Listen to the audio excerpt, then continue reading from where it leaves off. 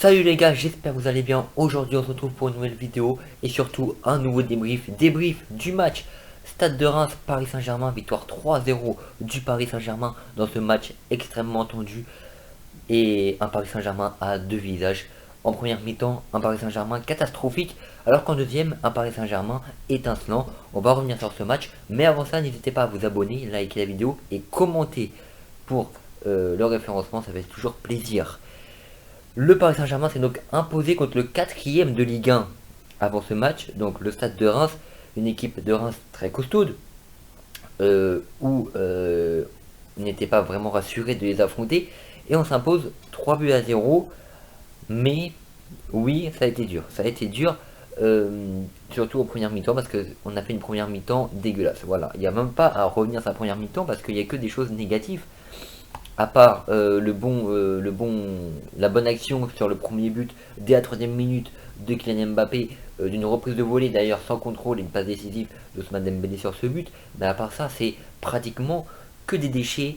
Et sans Donnarumma, je le répète, hein, je vais juste fixer les trucs d'entrée, c'est que sans Donnarumma, on s'en prend 5 dans le match. On s'en prend 5 dans le match. Alors je veux bien qu'on critique. Je veux bien qu'on critique Donnarumma. Ouais, nanana, nanana. Mais sans lui, on s'en prend 5. C'est le meilleur gardien au monde sur sa ligne. Ok. Et je pèse mes mots. Il n'y a pas de ça. Il n'y a pas à faire de débat.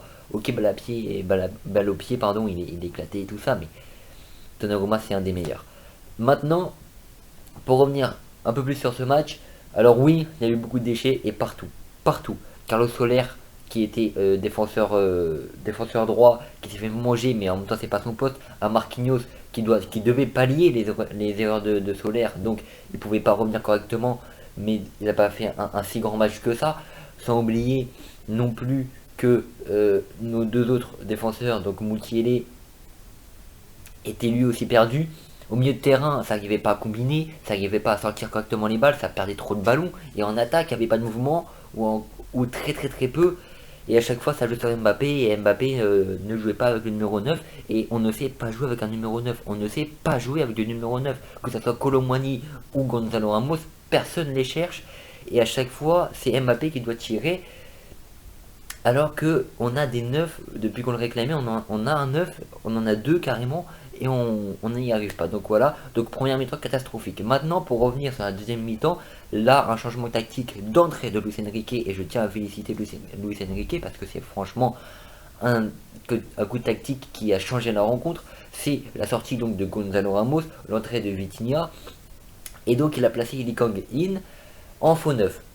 Donc on s'est mis en 4-4-3 faux 9 en deuxième mi-temps, et ça a été étincelant, et du coup on a pu marquer deux autres buts et gagner ce match facilement, 3-0. Autant dire que je pense que on ne doit pas jouer avec du numéro 9 et on doit jouer à un 4-4-3 faux 9. En tout cas, faut tenter pour un autre match, sur le prochain match, peut-être tenter. Je dis pas de tenter directement face à Newcastle, pas en Ligue des Champions, pas faire de dinguerie comme ça, mais face à une équipe de Ligue 1 ou peut-être face à Monaco, pourquoi pas tenter ce système, parce que maintenant qu'on a repris la place de leader, on peut tester des choses, et si on veut rester leader, il faut faire du bon jeu, et le bon jeu viendra peut-être avec cette composition, enfin avec ce changement de tactique. Donc voilà, mais voilà, on a vite vu une équipe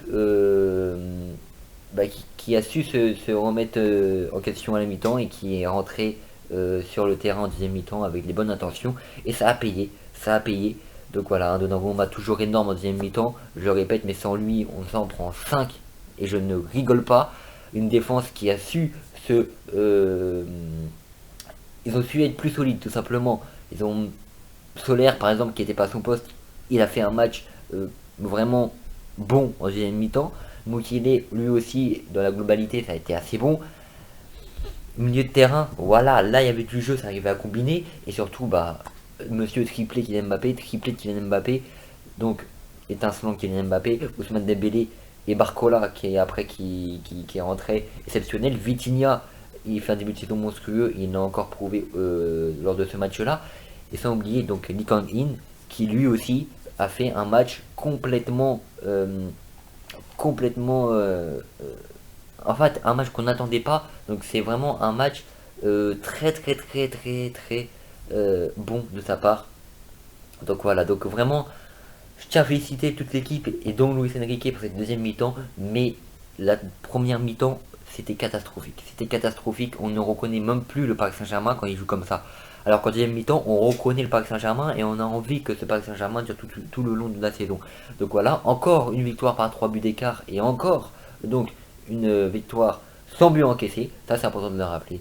On est premier du classement de Ligue 1, donc leader du championnat de France, devant Nice. Donc ça fait toujours plaisir. Monaco joue ce soir, mais on est assuré d'être promis dans tous les cas. Donc voilà. Donc voilà, c'est la fin de cette vidéo. N'hésitez pas donc à vous abonner, commenter, liker. Vous connaissez la chanson. Bye. Et surtout, allez Paris les gars.